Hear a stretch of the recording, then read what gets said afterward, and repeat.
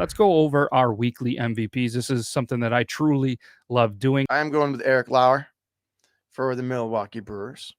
Eric on April 18th, granted, against the Pirates. That's okay. All right. It takes the win, going 6 innings, 5 hits, 1 earned run, 1 walk versus 5 Ks. Only blemish there was a solo home run. Mm-hmm. And then on the 24th, if you haven't seen it, some highlights. Boy was dealing. He was. 6 innings pitched, 5 hits, 0 runs, 0 earned runs, 1 walk, 13 Ks in 6 innings pitched.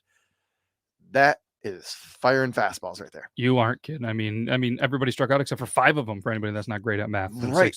That's impressive. That's impressive. Yeah, that's a good outing. 18 outs, 13 Ks, not bad. And what's scary is the Brewers got off to, I guess, a slow start for how they were going to be projected, but they've been 7-3 in their last 10. Right. And they've been playing some great baseball. They're actually 5-2 against teams that are over 500. And it's a lot because their pitchers are starting to really kind of turn it up. And he had a fantastic 7-day stretch. My weekly MVP is somebody that just absolutely tore it up in the last couple of days. And it is, it's Ty France. Ty France for Seattle. He's 13 for 26, 7 runs, a double, 3 home runs, 10 RBIs, 2 walks, hitting 500 in the last 7 days. And in a lot of fantasy leagues, he has now skyrocketed to the number 1 player. And I know in a couple of leagues that I'm in, a surprise kind of number 2 in the last 7 days, which was somebody that I considered 1 because he has a fantastic beard. 2, he's been around for a long time. Usually always hits over 300. Was a consideration was Charlie Blackmon.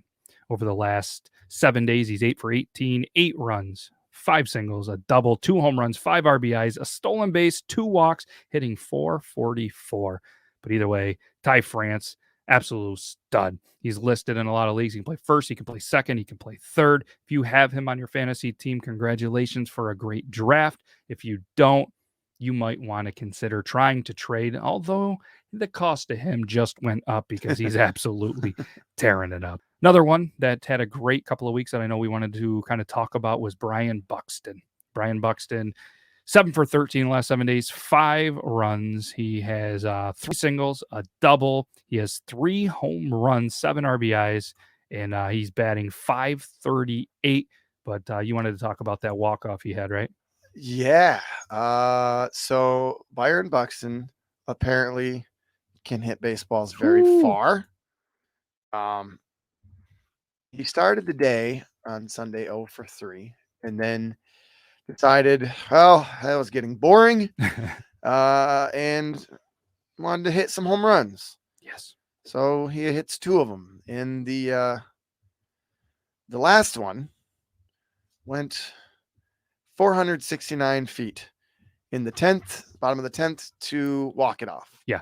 Exit velocity was absolute moonshot. Just a moonshot, but the exit velocity was 111.8, 469 projected. It is the longest projected walk-off home run in history since they've been doing the StatCast and everything. And just a moment that he probably isn't going to forget. And it's a moment that the White Sox are definitely going to want to forget. But apparently in the dugout, Sanyo to Correa to everyone in between just kind of said, Buck, you're going to win it. They just kind of knew whether, it was the swag going up into the box or just the momentum or just how he's been playing. They knew that he was going to end the game with that at-bat, and just an absolute stud.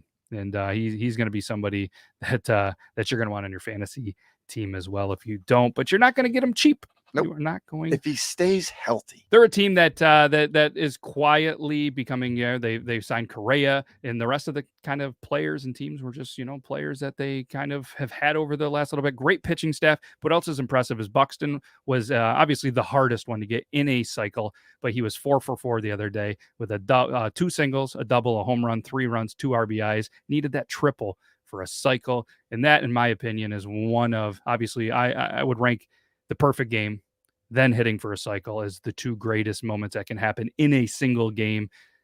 And when somebody Yeah. hits that for that cycle, me being a guy that absolutely loves pitchers, It's fun to watch. oh man, a perfect game is a perfect game. Hitting for a cycle is just as rare, and just something that is pretty wild to see. But Buxton, just an absolute stud out there, and just having a fantastic year.